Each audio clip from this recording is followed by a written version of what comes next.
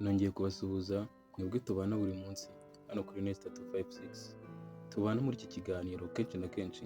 Kunda ubuzima bwawe.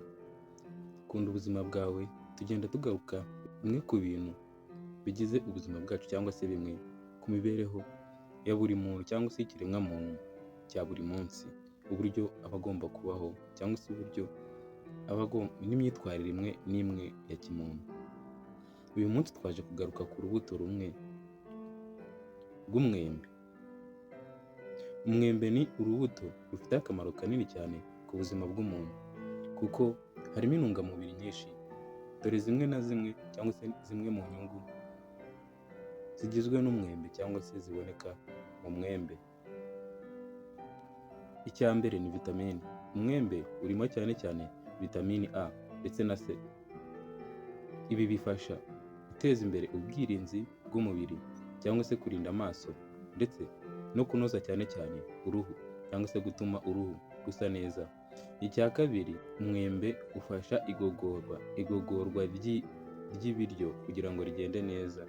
Gufasha igogorwa ry'ibiryo kugira ngo rigende neza, urimo fibre ifasha igifu gukora neza kandi ikarinda impatwe n'indwara zo mu mara.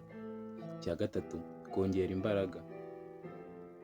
Ufite isukari karemano itanga imbaraga ndetse mu mubiri, cyane cyane ku bana ndetse n'abantu bakuru cyangwa se abantu bakora imirimo ivunanye cyangwa se y'ingufu. Icya kane, umwembe ufashamo abantu cyangwa se ikiremwa muntu buri munsi kurinda indwara zimwe na zimwe.